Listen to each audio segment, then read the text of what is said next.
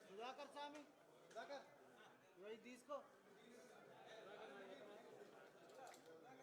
సుధాకర్ మన తీసుకో మీతో పక్కకు పడాయి లేకపోతే మా తీసుకుని పెట్టింది నిన్న అట్లా అదే ఉన్నట్టుంది అలా పెట్టి మనం తీసుకోవాలి అంటే అసలు మన సరే సార్ మనందరికీ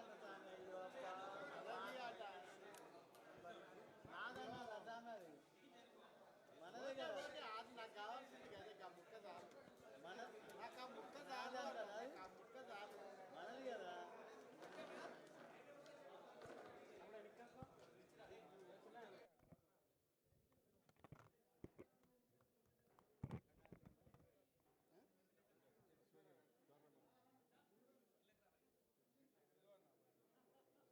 మనోళ్ళి సురేందర్ పోకును ఉరికిపోకు జర మాట్లాడేది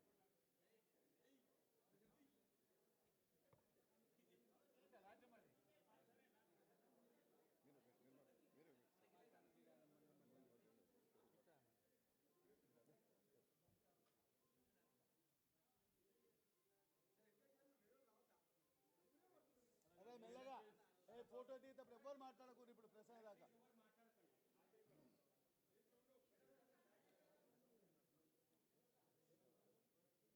జయశ్రీ గారు జయశ్రీ గారు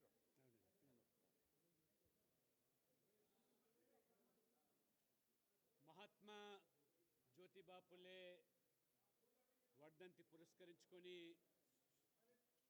దేశవ్యాప్తంగా భారతీయ జనతా పార్టీ ఆ మహాత్ముడికి నివాళులు అర్పించడానికి పలు కార్యక్రమాలు నిర్వర్తిస్తున్న సందర్భంగా ఓబీసీ మోర్చా తెలంగాణ ఆధ్వర్యంలో కార్యాలయంలో ఈ కార్యక్రమాన్ని ఏర్పాటు చేయడము వారి ఆశయ సాధన కోసము కార్యకర్తలందరూ కూడా మరి ప్రతిన భూని తెలంగాణలో సైతం సామాజిక న్యాయం కోసము అంకితం కావాలనేటువంటి పిలుపునివ్వడం జరుగుతుంది.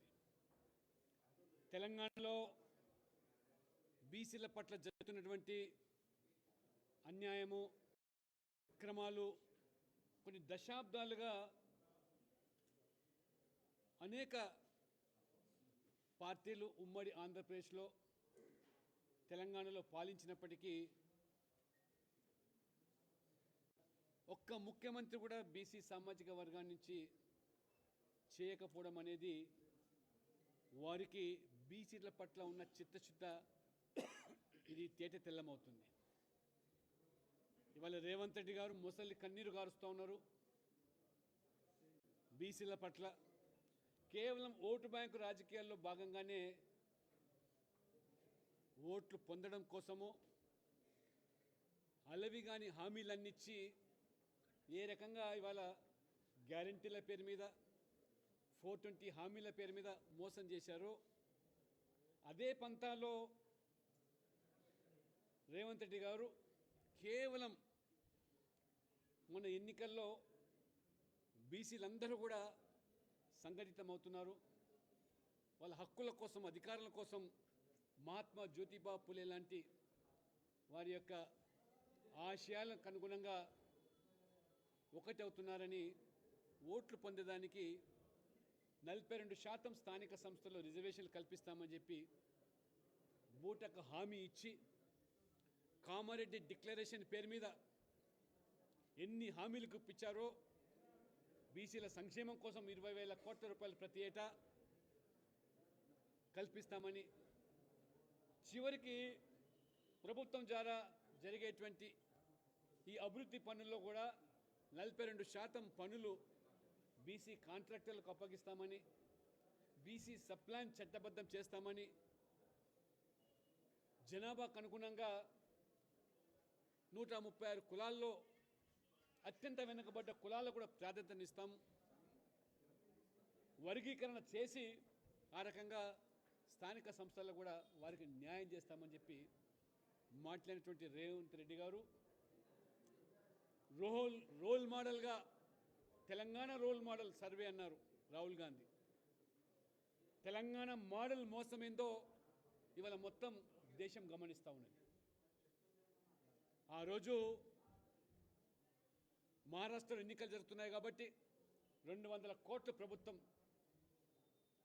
డబ్బు వెచ్చించి తూతు మంత్రంగా సర్వేలు నిర్వహించి అశాస్త్రీయంగా అసంబద్ధంగా 42% రిజర్వేలు సాధించాలంటే కోరలు లేనటువంటి ఒక డెడికేషన్ కమిషన్ ఏర్పాటు చేసి ప్లానింగ్ శాఖ ద్వారా సర్వేలు నిర్వహించి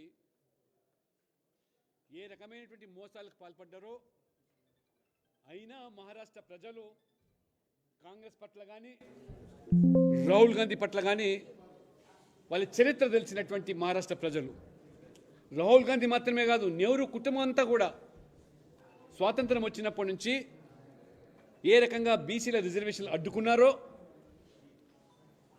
ప్రభుత్వ రంగాల్లో బీసీల పేరు మీద రిజర్వేషన్లు ఇస్తే ఈ దేశం ప్రతిభ దెబ్బతింటుంది, 2వ శ్రేణి పౌరులు తయారవుతారు, ప్రపంచంలో చులకనగా ఈ దేశం నిలబడుతుందని చెప్పి వ్యాఖ్యానించినటువంటి నెహ్రూ ఈనాడు తెలంగాణ బీసీ సమాజం గమనించాలి. మండల్ కమిషన్ సిఫార్సును అడ్డుకున్నటువంటి రాజీవ్ గాంధీ పార్లమెంట్లో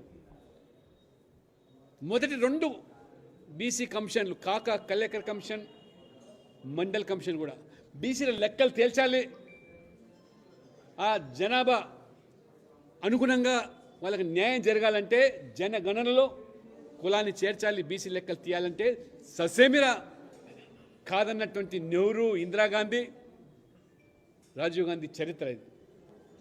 ఈరోజు ముసలి కన్నీరు కార్చి ఏ రకంగా మభ్య పెడుతున్నారో తీరా ఇవాళ చూస్తే బిల్లులు అన్నారు, ఆర్డినెన్స్ అన్నారు, జీవోలు అన్నారు, అన్నీ కూడా కేవలం మభ్యపెట్టేదానికి. బీహార్లో ఎన్నికలు వచ్చినాయి కాబట్టి రాహుల్ గాంధీ ఒత్తిడి మేరకు రేవంత్ రెడ్డి గారు మరి మమ అనిపించుకునే దానికి మేమేదో జీవోలు తెచ్చాం, బిల్లులు తెచ్చామని చెప్పి అశాస్త్రీయమైనటువంటి గణాంక వివరాల ద్వారా కోర్టులో ఏ రకమైనటువంటి అబాసు పాలైనారో. మన కృష్ణమోహన్ గారు చైర్మన్గా వారు చెప్తా ఉన్నారు, లక్షల రూపాయలు అడ్వకేట్లకు వెచ్చించారని. ఈ ప్రాంతం నుంచి మరి రాజ్యసభకు పంపించినటువంటి మరి న్యాయవాది ప్రజా సొమ్ముతో వాదించి ఏ రకంగా అబాసు పాలైనారో కోర్టులో. అంటే కేవలం ఇది బీసీలను మభ్యపెట్టడానికి చేసిన చర్యగానే ఇవాళ మొత్తం ప్రజలు గమనిస్తూ ఉన్నారు. బీహార్ ప్రజలు అత్యంత వెనుకబడ్డ బీసీలు కానీ ఓబీసీలు కానీ చంపపెట్టేలాంటి తీర్పునిచ్చి రాహుల్ గాంధీకి ఏ రకంగా బుద్ధి చెప్పారో మరి వాళ్ళ మొత్తం దేశం గమనిస్తూ ఉన్నది. మహారాష్ట్రలో అబాస్ పాలైనారు, బీహార్లో ప్రజలు కర్రుగాల్చి వాత పెట్టినా తెలంగాణ ప్రజలను మోసం చేయడానికి వీళ్ళు ఎంత సాహసం చేస్తున్నారు.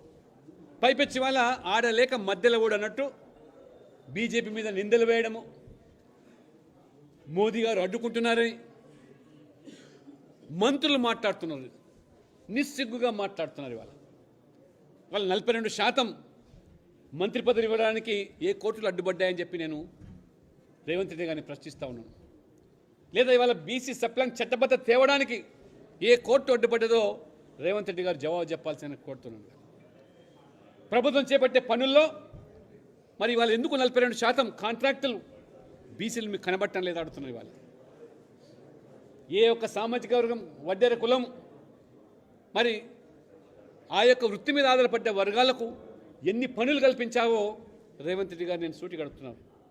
బడా కాంట్రాక్టర్లకు అప్పనంగా ఇవాళ ప్రభుత్వ సొమ్మును ప్రజా సొమ్మును దారాదత్తం చేయడం తప్పితే ఎంతమంది బీసీ కాంట్రాక్టర్లు ఇవాళ మీరు పనులు అప్పగించారో రేవంత్ రెడ్డి గారు. ఇవాళ ఏ మంత్రులైతే ఇవాళ మీరు ఆత్మవంచన చేసుకొని ఇవాళ మీరు మాట్లాడుతున్నారో మీరు జవాబు చెప్పండి సూటిగా. ఇవాళ పిసిసి అధ్యక్షుడు మాట్లాడుతున్నాడు ఇవాళ బీజేపీ మరి మంత్రులు మరి ఎందుకు ఇవాళ పార్లమెంట్లో ప్రస్తావించడం లేదని. అసలు మీకు ఎక్కడ చిత్తశుద్ధి ఉంది? ఇవాళ 50% సీలింగ్ అనేది సుప్రీంకోర్టు తీర్పు మీ హయాంలోనే కదా వచ్చింది. ఆ రోజు మరి ఎస్సీ ఎస్టీ మినాయిస్తే 50% లోపలే బీసీలకు ఇవ్వాలనేటువంటి కోర్టు తీర్పు ఇచ్చినప్పుడు మీ ప్రభుత్వం అధికారులు ఉండి ఎందుకు దాన్ని రాజ్యాంగ సవరణ చేయలేదో, ఆ రోజు ఎందుకు మీ నోళ్ళు మూతబడ్డాయి, ఎందుకు మీరు కులగణన చేయలేదు? ఈ రకంగా దశాబ్దాలుగా మోసం చేసి దగా చేసిన మీరు ఇవాళ మమ్మల్ని ఇవాళ విమర్శించేది. ఇవాళ ప్రధానమంత్రి నరేంద్ర మోడీ గారు మొట్టమొదటిసారిగా ఈ దేశంలో 1931 తర్వాత ఇవాళ జనగణనలో కులగణన చేపడుతున్నటువంటి మహానుభావుడు అభినవ మహాత్మా జ్యోతిబా పులే అంటే అది నరేంద్ర మోడీ గారు అనే విషయాన్ని ఇవాళ మొత్తం సమాజం ఇవాళ బీసీ సమాజం గమనిస్తుంది. ఒక అత్యంత వెనుకబడ్డ సామాజిక వర్గంలో పుట్టిన నరేంద్ర మోడీ గారు 3 సార్లు ప్రధానమంత్రి అయినారంటే అన్ని వర్గాల యొక్క మద్దతు అనే విషయాన్ని మర్చిపోయి ఇవాళ కనీసం ఇవాళ స్థానిక సంస్థల్లో మహానుభావుడు స్వర్గీయ ఎన్టీ రామారావు 1998లో 34% రిజర్వేషన్లు ఇస్తే ఇవాళ 2025లో 42% ఇస్తాను. మీరు 17% కుదిస్తే నైతిక బాధ్యత వహించి మీరు మీ పదవులకు రాజీనామా చేయాల్సింది పోయి మీరు కేవలం ఇవాళ పార్టీ ప్రేమతో జరిగే ఎన్నికలను రేవంత్ రెడ్డి గారు మా పార్టీ అభ్యర్థులకు 42% మేము టికెట్లు ఇస్తామని చెప్పండి. ఎవరిని మోసం చేస్తున్నాం మీరు? తడి గుడ్డతో గొంతు కోసేటువంటి మీ యొక్క మరి ఈ యొక్క గుంటకాడి నక్కలాగా ఈరోజు అధికారం కోసం మీరు ఏ రకంగా అర్రులు చాస్తున్నారో మొత్తం సమాజం, తెలంగాణ సమాజం గమనిస్తుంది. నేను అడుగుతున్నాను ఇవాళ సూటిగా, ఆనాడు పాలాభిషేకాలు పూలాభిషేకాలు చేసిన మీరు ఇవాళ కనువిప్పు కావాలా? ఏ రకమైనటువంటి దోపిడీ చేస్తారు, ఏ రకమైన మోసం చేస్తున్నారు? చివరికి మీరు ప్రభుత్వం మొత్తం కూడా ఢిల్లీ వెళ్ళి అక్కడ జంతర్ మంతర్గా ధర్నా చేసి మేము ప్రభుత్వం మీద ఒత్తిడి తెస్తామని చెప్పి మాట్లాడిన మీరు ఇంత మోసం తెలంగాణ ప్రజలను కనీసం మీ పార్టీ అధ్యక్షుడు ఖర్గే సైతం హాజరు కాలేదు. రోల్ మోడల్ అని చెప్పి రాహుల్ గాంధీ కూడా మీ ధర్నాకు రాలేదంటే కనీసం పార్లమెంటులో కూడా ప్రతిపక్ష నాయకుడిగా రాహుల్ గాంధీ ఏనాడని ప్రస్తావించారని అడుగుతుంది. ఇవాళ 50% సీలింగ్ విషయంలో ఏనాడని మాట్లాడారా మీ ఎంపీలు?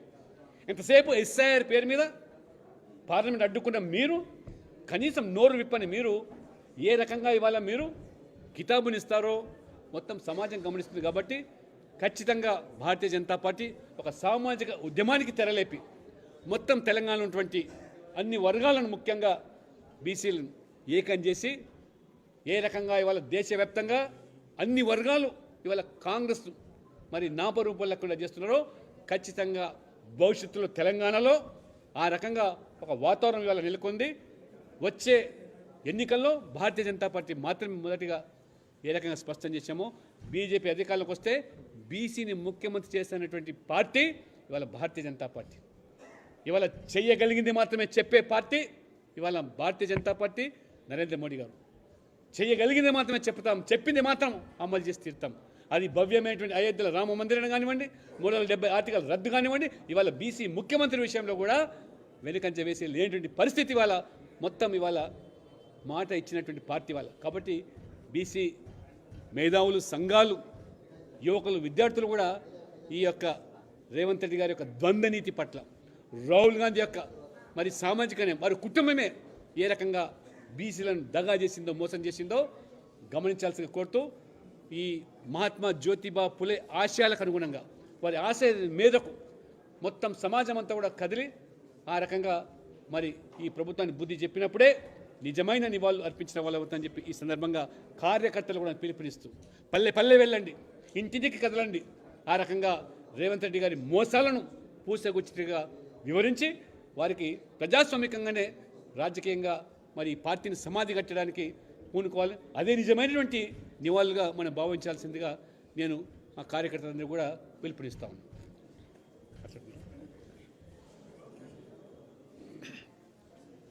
మహాత్మా జ్యోతిబా పూలే వర్ధంతి సందర్భంగా వారికి ఘనమైనటువంటి నివాళులు అర్పిస్తూ రాష్ట్ర కార్యాలయంలో ఓబీసీ మోర్చా అధ్యక్షులైనటువంటి ఆనంద్ గౌడ్ గారి సారథ్యంలో ఈనాటి కార్యక్రమానికి గౌరవనీయులు డాక్టర్ కె లక్ష్మణ్ గారు ముఖ్య అతిథిగా, రామచంద్రరావు గారు, చంద్రశేఖర్జీ, కార్యకర్తలందరూ కూడా పాల్గొనడం జరిగింది. ప్రధానంగా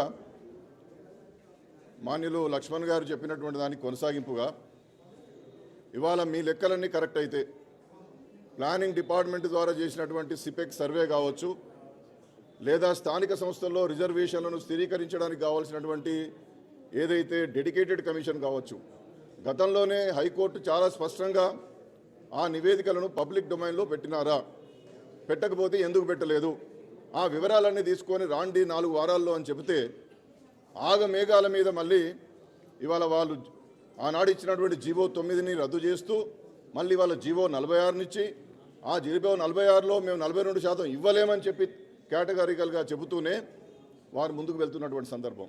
42% రిజర్వేషన్లు కావాలని మేము ఏమన్నా అడిగినామా? మా జనాభా ఎంత ఉంటే మా లెక్కలు తీసి మా జనాభా ప్రకారం ఇవ్వమన్నాం. 42 అని ముఖ్యమంత్రి గారు, ఉప ముఖ్యమంత్రి గారు, పిసిసి అధ్యక్షులు, మంత్రులు, మొత్తం అధికార పార్టీ వాళ్ళందరూ కూడా రోజు 42 అని జపం చేసి నిన్న కూడా ఇంతకుముందే లక్ష్మణ్జీ చెప్పినట్టుగా పిసిసి అధ్యక్షుల వారు 42% రిజర్వేషన్లు ఇచ్చిన ఘనత మాదే అంటాడు. ఇంతకన్నా సిగ్గు చేయటం ఏమైనా కనపడుతుందా? గతంలోనైనా కనీసం ఎస్సీలకు ఎస్టీలకు జనాభా ప్రకారం పోయిన తర్వాత వర్టికల్ 50లో మిగిలిన వచ్చేది. ఇవాళ అది కూడా రావడం లేదు. ఈ సిపెక్ సర్వే అనేటువంటిది ప్లానింగ్ డిపార్ట్మెంట్ వారు చేసింది. ఎస్సీ ఎస్టీలకు పోగా ఈ బీసీలకు మిగిలింది ఇవ్వమంలే. బీసీలు ఎంత ఉంటే అంతే ఏమన్నది. అంటే ఒక మండలంలో 10% ఉండవచ్చు, ఒక మండలంలో 5% ఉండవచ్చు, ఒక మండలంలో 20% ఉండవచ్చు. కాబట్టి ఈ 50లో మిగిలినటువంటి దాన్ని ఇవ్వడం ద్వారా గతంలో కంటే కూడా ఇవాళ తక్కువ సీట్లు వస్తున్నటువంటి సందర్భం కనబడుతున్నది. 17% ఓవరాల్గా చూస్తే 17% కూడా దాటడం లేదు. ఇంతకన్నా మోసం, ఇంతకన్నా దగ మరొకటి ఉన్నదా అని చెప్పి ఇవాళ అందరూ కూడా ఆలోచన చేసుకోవాలి. ఇంతకుముందే లక్ష్మణ్జీ చెప్పినట్టుగా ఇవాళ మన శ్రేణులంతా కూడా కదలాల్సినటువంటి అవసరం ఉంది. బీసీ సంఘాలు ఆలోచన చేయాల్సినటువంటి అవసరం ఉంది. బీసీ యువజనులు ఆలోచన చేయాల్సినటువంటి అవసరం ఉంది. ఇవాళ కులగణన చేసి ఎవరి లెక్కలు వాళ్ళకు తెలిసి జనాభా ప్రకారం మీకు అండగా ఉంటామన్నటువంటి యశస్వి ప్రధానమంత్రి నరేంద్ర మోడీ గారి నాయకత్వాన్ని సమర్థిస్తారా, మోసం చేసినటువంటి కాంగ్రెస్ పక్షాన ఉంటారా? ఆలోచన చేయండి. ఇవాళ గ్రామ పంచాయతీ ఎన్నికల్లో బీఫామ్లు ఉండకపోవచ్చు, కానీ సర్పంచ్ అనేటువంటి పదవి చాలా కీలకమైనటువంటిది, గ్రామంలో అత్యంత కీలకమైనటువంటిది. ఇవాళ భాజపా శ్రేణులు ఆ విధంగానే సిద్ధాంత భావజాలం ఉన్నటువంటి వాళ్ళు లేదా బీసీలకు జరిగినటువంటి మోసాన్ని ఎండగడుతూ ఎక్కడికక్కడ మనం నిలబడి ఈ ప్రభుత్వానికి ఖచ్చితంగా బుద్ధి చెప్పాల్సినటువంటి అవసరం ఉందని చెప్పి మనవి చేస్తూ, ఇది బీసీలకు ఏదైనా చేయగలిగితే భారతీయ జనతా పార్టీ మాత్రమే చేస్తుందనేటువంటిది తప్పనిసరిగా గమనించాలి. ఈ మోసాన్ని ఎండగట్టాలి. ఇవాళ ప్రభుత్వానికి చిత్తశుద్ధి ఉంటే మీరు హైకోర్టుకు వెళ్ళి ఆధారాలు ఇచ్చి ఇక్కడ గెలవకపోతే సుప్రీంకోర్టుపై గెలవాలి, కానీ మాతోని కాదని చెప్పి చేతులు ఎత్తేసి బీసీలకు మోసం చేయడం ఇది చాలా క్షమించరాని నేరం అనేటువంటి విషయాన్ని మనవి చేస్తూ, భారతీయ జనతా పార్టీ వెనుకబడిన వర్గాలకు చిత్తశుద్ధిగా చట్టబద్ధమైనటువంటి రాజ్యాంగబద్ధమైనటువంటి కమిషన్ ఇచ్చింది. 27 మంది పార్లమెంట్ సభ్యులను మంత్రులను చేసింది. రేపు జనాభా గణనలో కులగణన చేయబోతున్నది. ఈ రాష్ట్రంలో గతంలో ఎన్నికలు జరిగినప్పుడు బీసీ ముఖ్యమంత్రి అనేటువంటి ఒక నినాదాన్ని కూడా ఇచ్చింది. కాబట్టి బీసీలకు ఎవరు చేసినా అది చేసేటటువంటి పార్టీ భారతీయ జనతా పార్టీ. ఆ యొక్క లక్ష్య సాధనలో మహనీయుడైనటువంటి మహాత్మా జ్యోతిబా పూలే ఏదైతే సమసమాజం, సామాజిక న్యాయం, మహిళా విద్య, శ్రమకు తగినటువంటి ఫలితం రావాలని చెప్పి కోరుకుంటున్నారో ఆ ఆశయ సాధనకు నరేంద్ర మోడీ గారి నాయకత్వంలో జరుగుతున్నటువంటి ఈ మహోజ్వలమైనటువంటి ఒక ఉద్యమానికి మీరందరూ కూడా సంసిద్ధులై పూలే వారసత్వాన్ని కొనసాగించడానికి బీసీ ప్రజలు, శ్రేణులు కదిలి రావాలని చెప్పి నేను మనవి చేస్తా ఉన్నా. మహాత్మా జ్యోతిబా పూలే వర్ధంతి సందర్భంగా రాష్ట్ర కార్యాలయంలో ఓబీసీ మోర్చా జాతీయ అధ్యక్షులు లక్ష్మణ్ గారు, అలాగే రాష్ట్ర అధ్యక్షులు రామచంద్రరావు గారు నివాళులర్పించారు. ఈ సందర్భంగా ఆ రోజు జ్యోతిబా పూలే కానీ, సావిత్రిబాయి పూలే కానీ